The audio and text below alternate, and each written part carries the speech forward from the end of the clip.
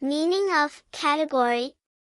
Category is a noun that means a group of people or things that share common characteristics or are classified together. 10 daily use example sentences.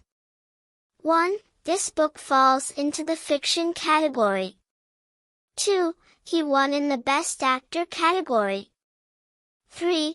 Please choose the correct category on the form. 4. The website has products sorted by category. 5. That item belongs to a different category.